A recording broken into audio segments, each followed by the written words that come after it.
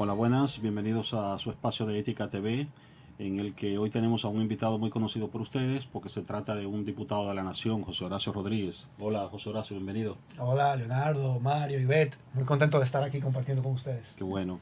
Entonces hoy vamos a tocar un tópico, bueno, de sumo interés, que es el de la relación entre ética y política, ¿no?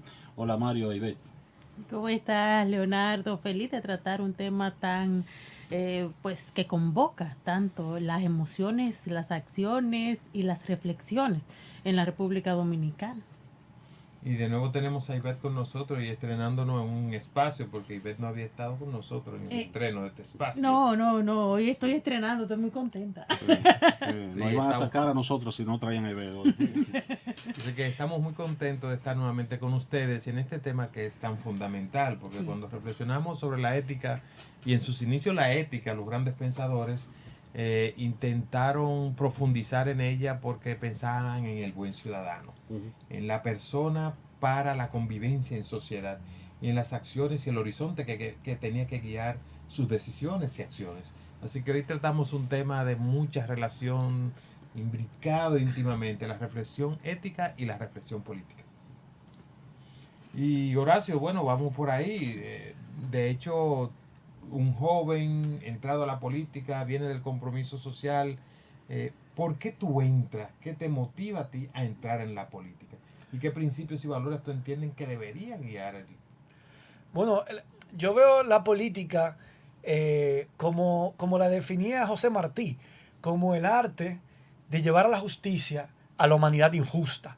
Y yo creo que eso va en sí mismo cargado de una vocación ética, la búsqueda de la justicia. Y en esa búsqueda de la justicia, ahí estamos hablando también de justicia social, de la lucha contra la pobreza, que yo creo que es un compromiso ético de quienes hacemos política con vocación. Es uno de los principales problemas de la sociedad dominicana, esa pobreza material, espiritual, que, que nos avergüenza como sociedad, o que debe avergonzarnos a quienes tenemos ese sentido de ética, ética cívica, esa que nos obliga a lo bueno, por encima, ¿verdad?, de creencias específicas. Y, y eso es lo que me lleva a mí a la política. Yo primero elijo la carrera de Derecho, pensando que el estudio del derecho podía servir como herramienta para luchar por la justicia, y en efecto puede servirlo como herramienta, pero el ejercicio de la abogacía dista mucho de necesariamente alcanzar la justicia. El ejercicio de la abogacía está al servicio de los clientes, que pueden tener una demanda justa o no. Entonces, no y estás necesariamente. obligado a defenderle? Exacto. Entonces, yo ya cuando lo vi, me empapé más de ese trabajo, no me sentí tan identificado como para continuar ese camino. Y luego entonces de haber estudiado Derecho, me decidí especializar por el estudio de los derechos humanos. Porque ahí sí creo que está muy vinculado el estudio, la defensa, la protección de los derechos humanos con el sentido de justicia. No solamente eso, sino con el sentido mismo de la ética. Claro. Si hoy la ética Está- está mirada o tiene unos principios compartidos a nivel universal, digamos que ese es el horizonte de los principios que de la ética mira a ellos, de ese diálogo de toda la comunidad internacional que define unos principios y unos valores éticos, ¿no? Exacto. Está totalmente entrelazado, yo creo. ¿Sabes qué, José Horacio? Cuando hablabas hace unos segundos sobre esa defensa de los derechos humanos y esa defensa del que menos tiene y cómo la política es ese canal donde puede vincular ese que no tiene y ese que tiene la inquietud de proporcionarle al desposeído una mejor vida, pues convocó mucho las emociones y los sentimientos pues por una humanidad más justa. ¿Qué relación tú encuentras que existe entre la violencia social que ahora mismo vive en nuestro país, nuestras políticas públicas y un ejercicio ético de la política, ¿no? ¿Cómo tú crees que se relaciona una mejor vida política o unas mejores políticas públicas deben redundar en un beneficio común, en un bienestar de todos y de todas? Y cuando esas políticas públicas no necesariamente le sirven al público, tenemos como consecuencia esta ola de violencia que vivimos en la sociedad dominicana. ¿Qué tú consideras que de parte de gente joven como tú, de que están todos los días discutiendo, ¿no?, las políticas públicas, aprobando las leyes, pues pueden comprometerse y colaborar con que tengamos una sociedad más justa, más libre y más pacífica? Buenísima la reflexión. Yo coincido en gran medida con ese análisis. Creo que hay una relación directa entre violencia y desigualdad en una sociedad. Creo que hay ya suficientes estudios que nos permiten afirmarlo con carácter científico. Claro. A mayor desigualdad, mayores son los niveles de violencia que exhibe una sociedad. Por eso no es coincidencia que América Latina sea la región del mundo con mayores niveles de desigualdad y al mismo tiempo una de la región del mundo con mayores niveles de violencia, dejando fuera los países que tienen un conflicto armado activo en este momento, por supuesto. Entonces, hay una relación directa. Y la política, en términos éticos, debe servir para combatir esa brecha de desigualdad social. ¿Para qué sirve la política si no es para ayudar a que esa riqueza, primero para que a fomentar las políticas públicas para que una sociedad pueda crear nuevas riquezas, pero que esas riquezas puedan ser distribuidas mejor a nivel de la sociedad, evitar esa concentración de riqueza. Y yo creo que eso tiene que también que ver con la ética, sí. ¿Entiendes? Claro. Evitar esa concentración tan grotesca de la riqueza en un porcentaje tan pequeño de la población, dejando a todo el mundo con grandes carencias, sí. A las grandes mayorías. Y eso provoca y genera estados de violencia, pero es un tema multifactorial también. Nosotros nos hemos acostumbrado en esta sociedad, y pienso ya en mi ejercicio legislativo, de toda la discusión que generó en diciembre pasado, cuando estábamos a punto de aprobar el Código Penal, el tema de la violencia en el hogar y el derecho que tienen los padres a corregir a sus hijos utilizando violencia. Y salieron muchos legisladores a defender que tienen derecho a darle pela a sus hijos para corregirlos. Sí. Y tú te preguntas, bueno, después nos rasgamos las vertiduras, ¿por qué nuestra sociedad es tan violenta? ¿Por qué hay tantos feminicidios? ¿Por qué para solucionar una disputa por un parqueo nos sacamos una pistola y nos matamos? ¿Entiendes? Bueno, pero desde chiquito aprendemos que quien más nos ama, quien más nos quiere en nuestra vida, que son nuestros padres, nos enseñan que para corregirte te puedo agredir, te puedo golpear, te puedo maltratar. Claro. Y se reproducen unos prejuicios realmente que recibieron. Inclusive llegan a idealizar la idea de que no, que antes habían unos valores morales que eran superiores, lo cual es falso. Eso no es más un prejuicio. O sea, los estudios indican que educar a los niños violentamente no los hace más honestos, no los hace.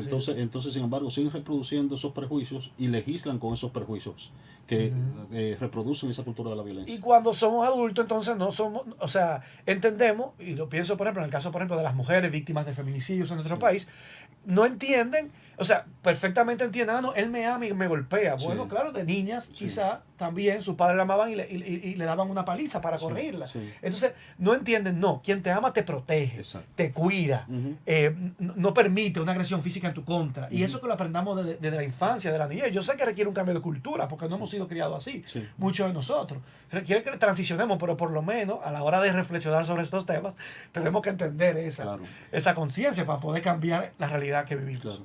Mira, José Horacio, el tipo de ejercicio que tú, nos están haciendo señas de que tenemos que hacer una pausa. Cuando volvamos, entonces te hago la pregunta, ¿no? Perfecto.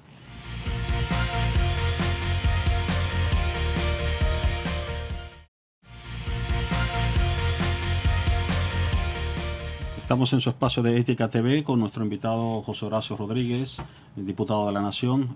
José Horacio, en el segmento anterior reflexionábamos sobre el problema de la violencia, ¿no? Y cómo hay toda una cultura, digamos, arraigada en nuestro país de la misma y que está íntimamente vinculada también con el problema de la desigualdad social, ¿no? Tú señalabas un aspecto sumamente importante, el hecho de que como muchas veces los legisladores reproducen, digamos, ese mismo modelo porque entienden que no, que ellos, como ellos fueron educados de esa manera, no de una manera violenta, pues de esa misma manera, entonces deben de una manera u otra seguir reproduciendo ese modelo de enseñanza y no se dan cuenta de que realmente lo que están es reproduciendo unos prejuicios que están arraigados, que no van a contribuir a que emerjamos en una cultura, digamos, mucho más pacífica. No sé, yo te iba a hacer una pregunta, pero me gustaría antes tal vez que tú continúes abordando el tópico de la violencia, ¿no? Sí, bueno, decir que las leyes no pueden servir como recetas mágicas para poder solucionar un problema social, sí. Pero sí uno trata, bueno, yo trato como legislador, y creo que la sociedad debe intentar, de que las leyes nos permitan moldear la sociedad que queremos. Sí. Si bien no van a servir para que si a través de las leyes prohibimos determinado tipo de violencia, automáticamente eso va a desaparecer de la sociedad, sí. Pero tratamos de moldear la sociedad, de encaminarla, sí, hacia la dirección en la que lo queremos ver. Y en el caso de la violencia, si entendemos que queremos una sociedad más pacífica, con mayores niveles de armonía, pues entonces tenemos que reflejarlos en las leyes que aprobamos. Y por eso es verdad la insistencia que nosotros hicimos hace unos meses atrás, cuando se discutía el Código Penal, a que se sancionara esa violencia a la hora de corregir, a la hora de disciplinar, sí, que esté sancionada. Hay otros mecanismos para poder imponer disciplina, en el lugar que no tienen que ser con violencia física. Exacto. Entonces, eso era parte de la reflexión. No sé, sí, si Mario también quería agregar algo. No, yo quería no tanto irme por esa línea, sino hacerte otra pregunta que para mí es clave. Tú que estás envuelto en esta dinámica del ejercicio legislativo y estás cotidianamente ligándote con los políticos de profesión de nuestro país, ¿por dónde tú ves que están los principales desafíos éticos que hay en el ejercicio de la política en República Dominicana? Sí, bueno, se conecta con la pregunta que yo le iba a hacer cuando precisamente tiene que ver con esto, porque el ejercicio que tú estás proponiendo de hacer política difiere con la percepción generalizada que se tiene del quehacer político, ¿no?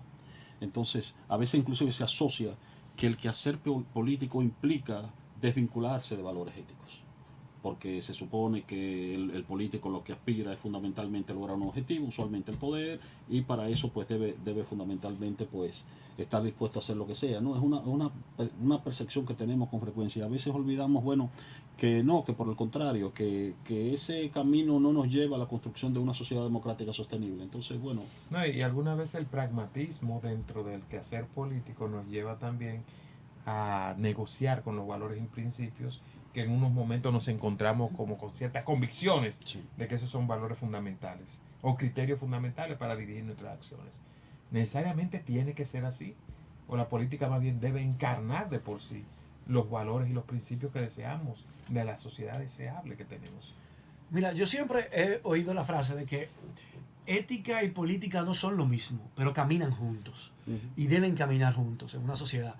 Y yo creo que en parte la falta de ética de gran parte del liderazgo político de nuestro país que nos ha gobernado tiene mucho que ver con que no tiene un costo político la falta de ética. O sea, mientras quienes hacen política sin ningún tipo de estandarte ético se salen con la suya, ganan elecciones y siguen rampantes, ¿verdad? Cosechando éxitos electorales, pues entonces se sienten con la rienda suelta para seguirlo haciendo. Tienen que tener como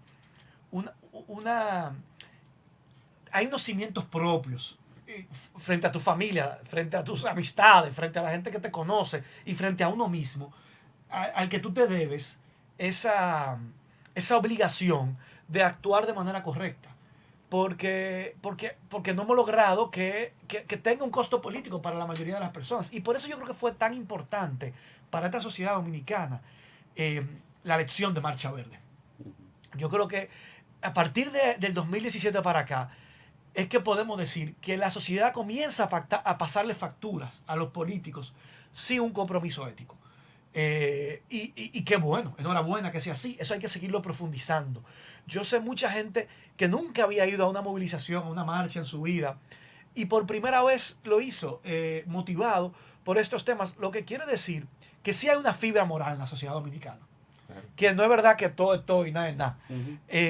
Y la Marcha Verde fue la antesala, preparó el terreno para el cambio político que se produjo en el 2020. O sea, durante todo el 2017 y el 2018, este país salió a las calles, en toda la geografía nacional. Aquí en todas las regiones, provincias del país, duramos 2 años marchando. 2 años con pancartas en manos, exigiendo, reclamando justicia, fin a la impunidad. No, ese valor... Lucha contra la corrupción. La gente asumió de una agenda temática como la corrupción, que durante años habían estado enarbolando algunos sectores de la sociedad civil, pero de manera marginal, porque no hacía eco ni estaba en los primeros puntajes de las encuestas de opinión. La corrupción pasó a estar entonces en primer plano de preocupación de la sociedad dominicana. Entonces eso realmente levantó el valor del actuar honesto, de la rendición de cuentas, del régimen de consecuencias.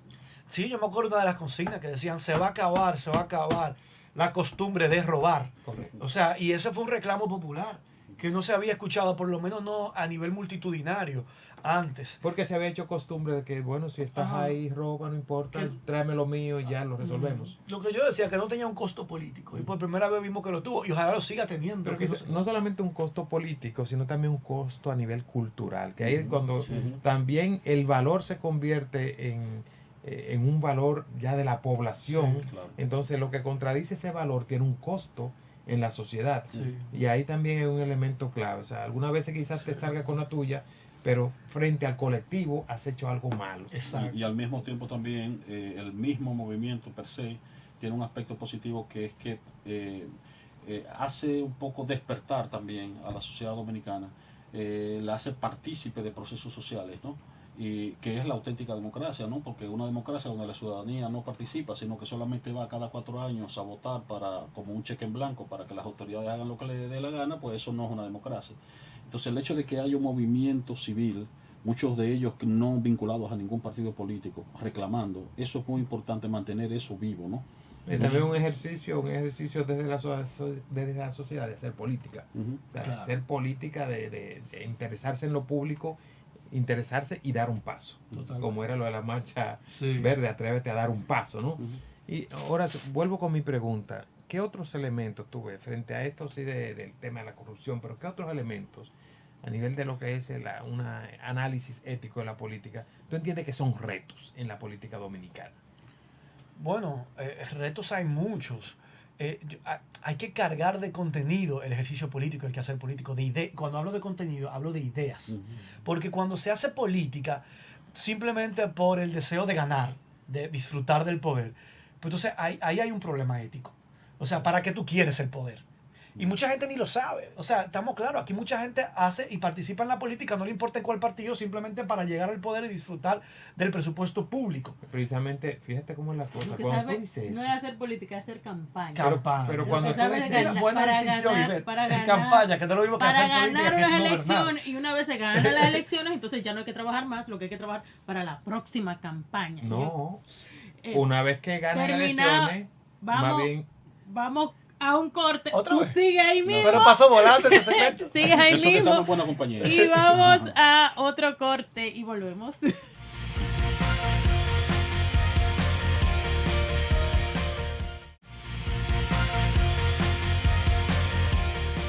Muchas gracias por continuar en su espacio de Ética TV, su espacio de reflexión ciudadana. Hoy estamos conversando con José Horacio, un joven diputado de ética y política, y conversábamos sobre la diferencia entre hacer política y hacer campaña. Hacer campaña, ganar elecciones para luego en ese circuito vicioso y nefasto de la política pública dominicana, entonces cuando se termina la campaña, se ganan unas elecciones, entonces venir a cobrar clientelarmente por el servicio prestado en aquella campaña electoral. Y por eso hacemos la distinción entre ética, política, grandes retos que se le presentan a esta relación muchas veces malinterpretada que debe existir entre la ética, la política y la propaganda o la campaña electoral. José Horacio. Sí, no es para nada los mismos, aunque ojo, hay que hacerlas ambas. O sea, porque no no es, a ver... Tú que llega tras una interesante campaña. Claro. Para poder ocupar los espacios de los cuales una campaña diferente. hacer política en el sentido de, y yo defino la política, la buena política, como una acción colectiva por el bienestar colectivo, hay que llegar a los espacios de toma de decisión. Claro. Y para llegar a esos espacios, pues entonces hay que promover una candidatura con ideas, con propuestas, con valores que son los que deben unir a un grupo de personas alrededor de una propuesta que encarna a una persona en un momento específico o determinado. Eso es contrario a promover por cualquier método la búsqueda del voto simplemente para llegar al poder sin haberle dicho a nadie qué tú vas a hacer con ese poder cuando tú lo tengas en las manos. Entonces, eso para mí es una falta de ética también. Y tú tienes muchísima gente que llega sin programas, sin agendas, sin propósitos. Y yo entiendo que ahí hay un problema de falta de ética. Porque, entonces, ¿a qué tú vas? Y ahí fue que tuve yo una controversia con un colega, porque yo decía, me acusaba como que yo tengo una agenda. Yo le digo, ¿y qué diputado no tiene una agenda? Dímelo. Exacto. Porque el que no lo tenga, ¿a qué va al Congreso? Si no tiene una agenda. O sea, claro. ¿qué va a desempeñar? Claro. Precisamente cuando hablamos, José Horacio, aquí nos tomamos muy en serio el tema de la ética. La ética refiere al carácter último de cualquier actividad humana, ¿no? Exacto. O sea, ¿para qué es esa? ¿Qué es lo que tú buscas con eso? ¿Qué es lo que lo orienta? ¿Cuál es el valor y el principio que lo orienta? Y al pensar en la ética y la política, precisamente la ética le ayuda a clarificarse a la política misma. ¿Para qué es la política? Sino para la construcción de un proyecto colectivo, ¿no? Que busque el bien, que busque la justicia, que busque la felicidad. Y el problema está esto. Y muchas veces lo que no hay no es falta de ética. Como diría la cortina, que lo que estamos muy bajo de ética, y entonces algunos principios más bien espurios que entran a la política no buscando el fin último de la política, sino más bien fines más individuales, porque la política busca gestionar lo público para el bien y el bienestar social. Entonces ahí hay un tema serio. Y hay otros elementos que me gustaría colocarlo sobre la mesa, porque todo este manejo clientelar de la política, en donde las personas, y uno de los principios clave, el tema de la libertad, de la autonomía, del ser verdaderamente ciudadano, cómo se manipula a las personas dominicanas, sobre todo en los sectores de menos recursos, para que sean meros clientes, no ciudadanos, no personas con autonomía. Hay un daño muy grande que se le hace a la población también. Totalmente. Tú que vienes de un proceso donde las personas realmente hay que hacer, desde la misma campaña, fue hacer a los ciudadanos también sujetos de un proceso. Claro. ¿Qué tú tienes que decir sobre eso? Yo creo que hace falta una labor pedagógica en el ejercicio político. Una labor pedagógica en el sentido de, en ese diálogo con la ciudadanía, acompañarlo de un aprendizaje de qué significa ser ciudadanos en un país donde la gente no tiene a veces sentido de ciudadanía, en su gran mayoría. ¿Y qué significa ciudadano? Exacto, que tú eres un ente sujeto de derechos en una sociedad. Y que a ti te corresponde, por ejemplo, el derecho a la salud, porque está garantizado en la Constitución y el Estado debe salir a asignártelo. No porque tú conozcas un diputado que tiene una ambulancia para ofrecerte un servicio, sino que eso tiene que estar garantizado como un derecho independientemente de que tú conozcas a un diputado o no. Entonces, o a un político. Y entonces, eso es lo que le tenemos, que la ciudadanía tiene que aprender. Cada vez que se construye una obra pública, no hay que darle la gracia al presidente de turno, porque lo hizo con dinero de todos y de todas. Es lo más probable, con un financiamiento que duraremos años, décadas pagando, con impuestos futuros, porque cada vez que hoy se toma un préstamo, ese dinero es impuestos que vamos a pagar en el futuro. Porque tarde o temprano esos préstamos se terminarán pagando de los bolsillos de todas las dominicanas y los dominicanos en el futuro. Entonces, no hay que darle la gracia a un presidente por una obra específica. Ese es el trabajo, y además se supone que es una promesa y que nos pidió el voto para hacer esas obras. A mí me gusta eso de ese ejercicio pedagógico, porque el mismo quehacer político, o sea, es la construcción de una ciudadanía.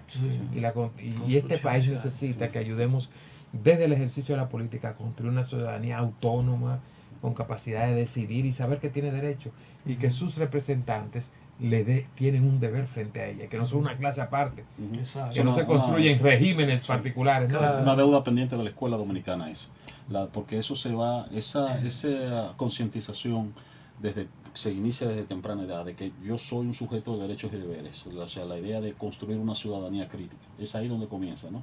Un joven que sea crítico, que tenga discernimiento para poner en cuestionamiento las afirmaciones, los planteamientos de las autoridades. Eso es uno de los aspectos fundamentales, digamos, que la escuela dominicana tiene necesariamente que enseñar.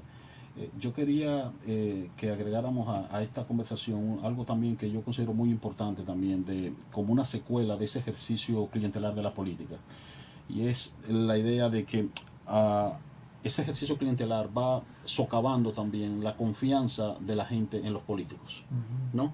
Y va reforzando la idea entonces de que, bueno, los políticos no hay que creer, ningún proyecto político que se genere realmente se hace con buenas intenciones. Si José Horacio viene y dice que él está preocupado por realmente la justicia social, eso es parte de su discurso, pero en el fondo él tiene algún interés. O sea, se va inculcando eso en la ciudadanía, ¿no? Y esa pérdida de confianza evidentemente que es gravísima, porque entonces genera la desconfianza en sumarse honestamente a cualquier proyecto. Y la idea entonces de que no, aquí lo que queda, el sálvese quien pueda, y se acabó. Sencillamente cada uno tiene que servir a sus propios intereses particulares, ¿no? Pero para construir esa confianza hace falta gestos, acciones de coherencia. Y un ejemplo, no, que da lo mismo votar por cualquiera, no da lo mismo. No todos, por ejemplo, a ver, si yo tengo una crítica a que los legisladores no deben disfrutar de privilegios, yo tan pronto me juramenté, deposito una carta renunciando a las 2 exoneraciones que reciben los diputados. Y José Horacio compró un vehículo pagando todos sus impuestos que todos los ciudadanos dominicanos pagan a la hora de adquirir un vehículo. El tema de los fondos de asistencia social. Si yo he criticado, he dicho, esos fondos sirven para clientelismo y el Congreso no debe financiar el clientelismo que hacen los diputados porque eso es una distorsión a la democracia, lo primero que hice fue depositar una carta diciendo no voy a recibir estas partidas presupuestarias y pasa el Día de la Madre y yo no recibo un peso de todos esos bonos que se reparten.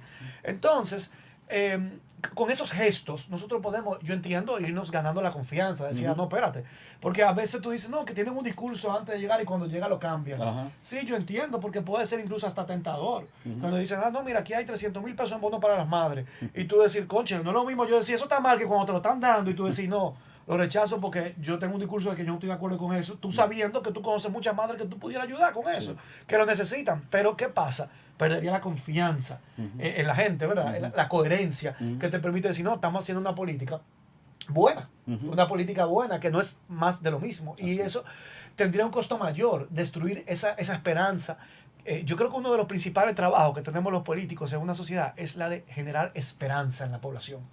Y si nosotros no somos capaces de generar esperanza, pues ya perdimos en nuestro trabajo. ¿Consideras tú que ese foco, esa mirada que tienen los legisladores jóvenes como tú, está sometida a un lente mucho más crítico que la mirada que tienen los políticos, las políticas tradicionales? Yo espero que así sea. Yo creo que nosotros vamos a tener una mejor política y una mejor clase política solamente en la medida en que tengamos una población observando, exigiendo, una prensa, una opinión pública, unos comunicadores que están atentos al trabajo que estamos haciendo ahí adentro. Y que cuando se comete cualquier falta, nos llaman la atención. Un momento, eso está mal. Entonces ahí yo veo cómo se recula y se echa para atrás. Cuando la opinión pública se activa, es vigilante, es exigente y la ciudadanía también. A eso, al final del día se le tiene miedo. Entonces, y qué bueno que sea así, para que haya ese contrapeso y ese equilibrio. No, pues muy bien, Horacio. Y nosotros con estas palabras tuyas de, bueno, una ciudadanía activa, que vigila, crítica, y también con una ética y una política que nos ayuda a retomar la confianza de cara a un futuro. Así que muchas gracias por estar con nosotros y esperamos tenerte nuevamente aquí. Yo feliz de poder volver. Gracias por la invitación. A ti y a ustedes, bueno, pues nos vemos en nuestro próximo encuentro de Ética TV.